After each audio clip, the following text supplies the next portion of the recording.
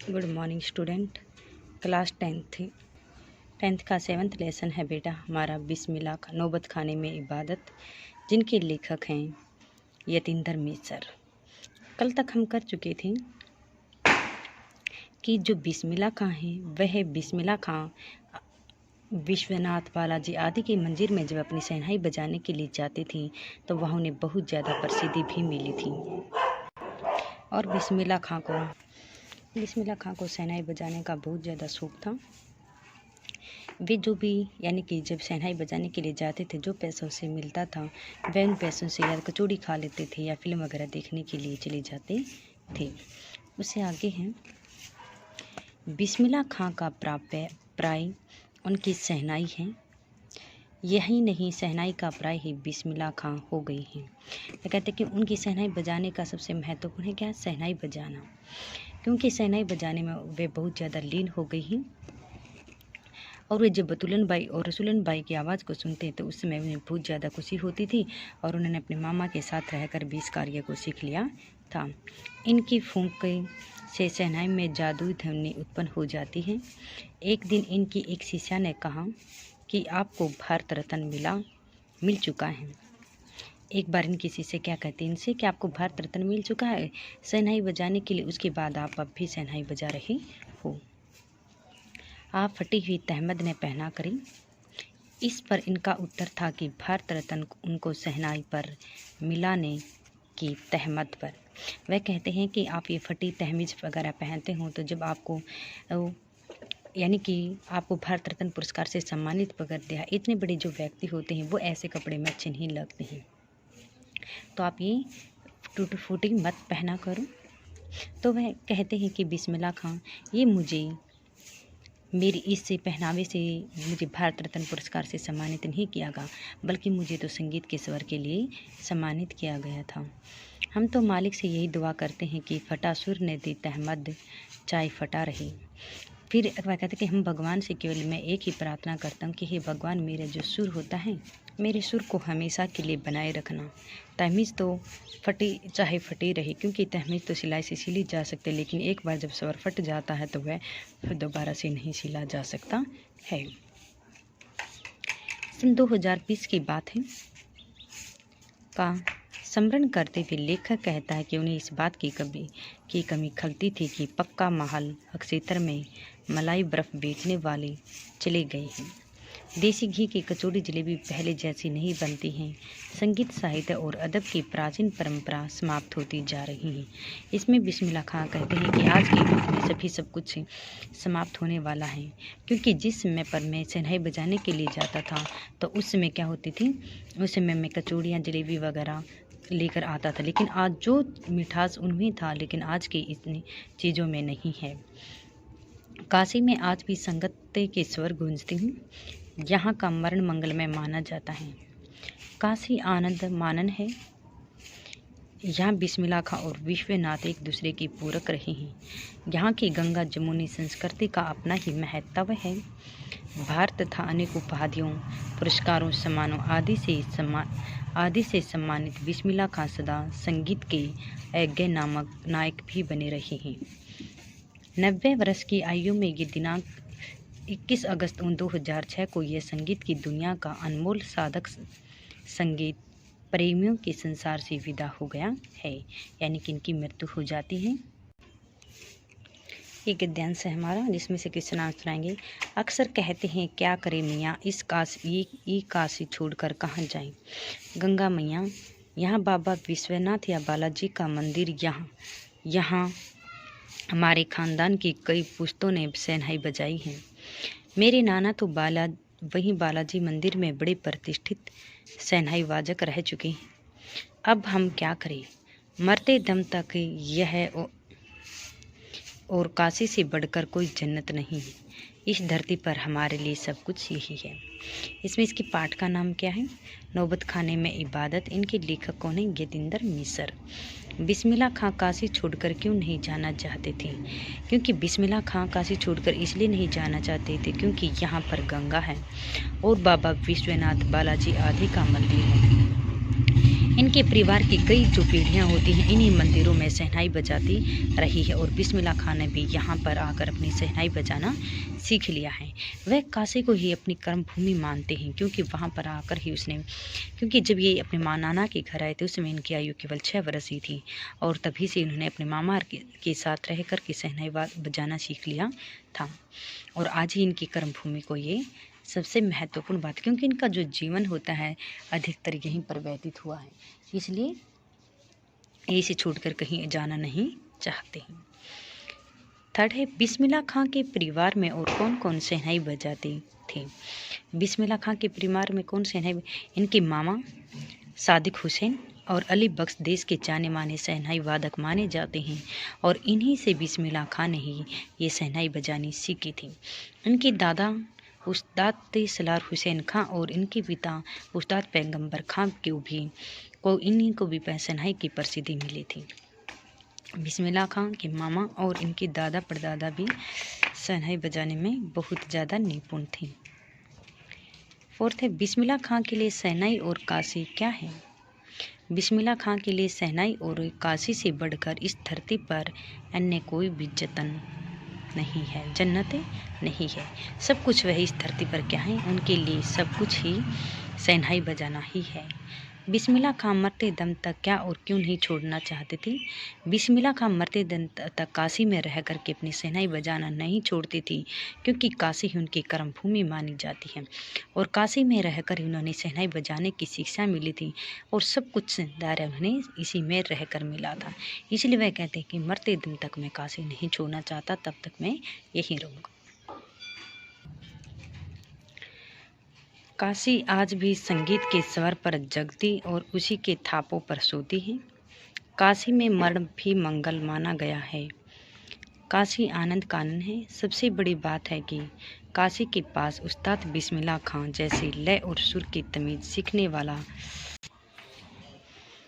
दो कौमों का एक होने पर आपसी में भाईचारे के साथ रहने की प्रेरणा भी देता है। यानी कि पाठ और लेखक का नाम तो इसका वही है। आज की काशी कैसी है। आज की काशी संगीत के स्वरों से जागती और संगीत की थापियों से सुलाती रही है। काशी में मरण मंगलमय क्यों माना जाता है। काशी में मरना इसलिए मंगलमय माना जाता है क्योंकि वहाँ पर वो शिव की नगरी होती है और यहाँ मरने मनुष्य शिवलोक को प्राप्त होता है और जन्म मरण के बंधनों से मुक्त होकर वह हर प्रकाश के मोक्ष की प्राप्ति उसे मिल जाती है।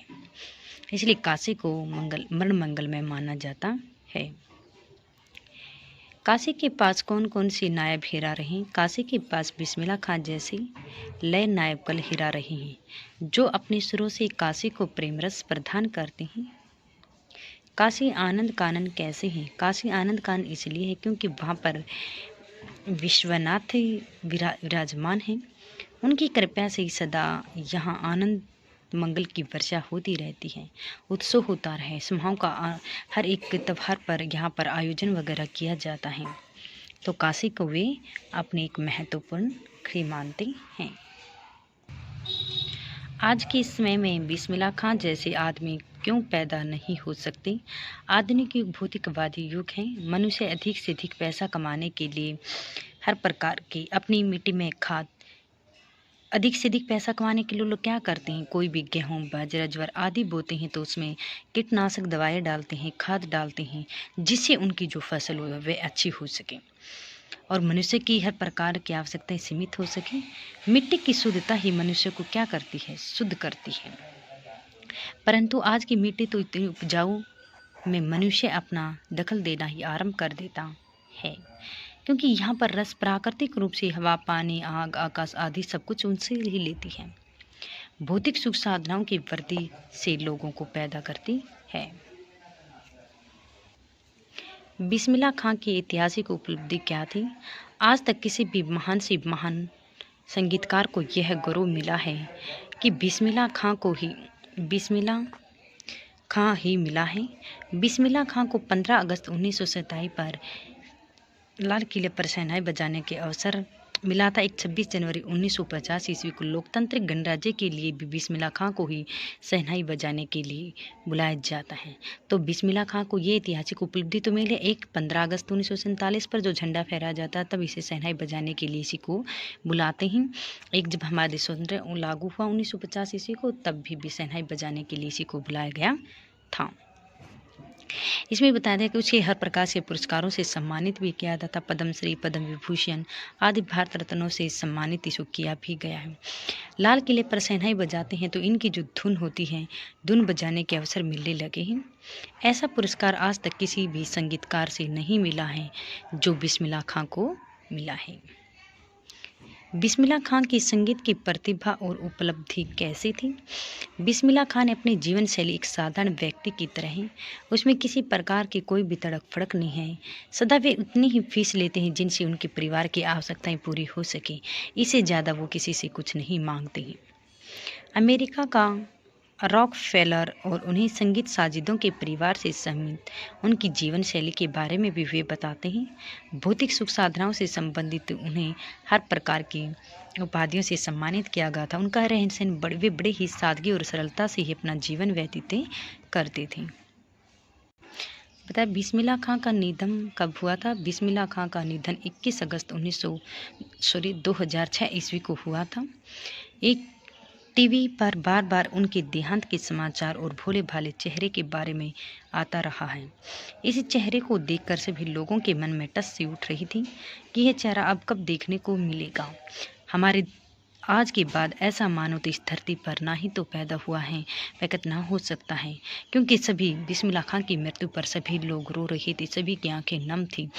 क्योंकि इतनी अच्छी जो शहनाई बजाने में धुन उनकी लगातार थी, जिसे सभी लोग पसंद करते थे। आज वही इतने बड़े कलाकार जो होते हैं उनकी मृत्यु हो चुकी है। अमीरुद्दीन किस रास्ते से बालाजी के मंदिर ये भी हो चुका था हमारा।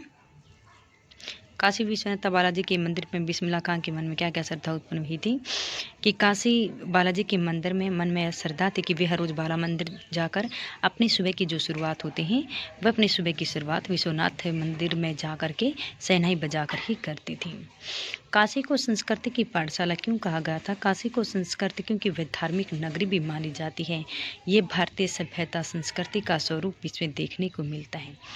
इसमें हिंदू मुस्लिम संस्कृति के समन्वय भी माने जाते हैं। उनका रहन सहन, उनकी विशिष्टता, संगीतकार, कला आदि पर चार चांद लगा दिए हैं। इन्होंने मिलजुल कर अपने साहित्यिक संगीतकार की कला को भी संजोए रखा है। इसलिए काशी को संस्कृति की पाठशाला भी कहा जाता है। अमीरुद्दीन को बचपन में क्या ये बताता है, फिल्म देखने का शौक था और वे कहते को जो भी पैसा उन्हें मिलता था वह उसे फिल्म देख लेते थे या कचौड़ियाँ वगैरह, चाट वगैरह, जलेबी खाने में खर्च कर देते थे। बिस्मिल्लाह खां की धार्मिक प्रवृत्ति पर प्रकाश डालिए भी कर चुके थे। नमाज और सजदे थे वो हमेशा भगवान से ही प्रार्थना करते थे कि हे भगवान, लंगूटी तो फटने के बाद दोबारा सिली जा सकते, लेकिन जब एक बार स्वर फट जाता है उसके बाद दोबारा से नहीं आता है। अपनी शिष्या को बिस्मिल्लाह खां ने क्या समझाया था? वही समझाता कि फटी लुंगी तो सिली जा सकती है, लेकिन एक स्वर जो फट जाता है दोबारा सिला नहीं जा सकता।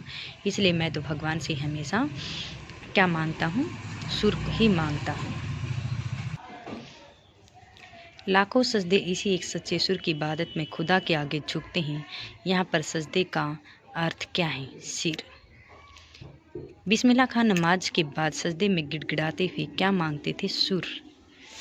सुरों के प्रभाव से बिस्मिल्लाह खां आँखों से कैसे आंसू निकालने की प्रार्थना करते थे? मोटे मोती की तरह। किस तरह में शहनाई का कोई उल्लेख नहीं होता है? वैदिक कालीन। किस मंदिर की डयोडी के नौबतखाने से शहनाई की मंगल ध्वनि सुनाई देती है? बालाजी के मंदिर से। बिस्मिल्लाह खां के लिए मुहर्रम की कौन सी तारीख महत्व रखती है? 8वीं। इस दिन बिस्मिल्लाह खां 8 किलोमीटर की दूरी तक पैदल रोते हुए क्या बजाती थी? नफा। बिस्मिल्लाह खां को कौन सी हीरोइन पसंद थी? सुलोचना। पुराने समय में 3rd क्लास की टिकट कितने में आती थी? 6 रुपये में आती थी। बचपन में बिस्मिल्लाह खां को बालाजी के मंदिर में शहनाई बजाने का कितना मेहनताना मिलता था? 58। हनुमान जयंती के अवसर पर संकट मोचन मंदिर कितने दिन के संगीत का यौवन बिस्मिल्लाह खां को किससे अलग करके नहीं देखा जा सकता है? गंगाधर। शहनाई का तात्पर्य क्या है? बिस्मिल्लाह खां का हाथ। बिस्मिल्लाह खां का देहांत कब हुआ था? 90 वर्ष के हो चुके थे। कब हुआ था? 21 अगस्त 2006 को। बिस्मिल्लाह खां ने कितने वर्ष तक खुदा से आगे सच्चे सुर की इबादत के छुपती थी? 80 वर्ष तक। गमक का से क्या अभिप्राय है? खुशबू। नरकट नामक घास डुमराव में किस नदी पर पाई जाती है? ठीक है, ये हमारे ऑप्शन टाइप क्वेश्चन आज एक लेसन, ये हमारे सभी question answer right plus learn.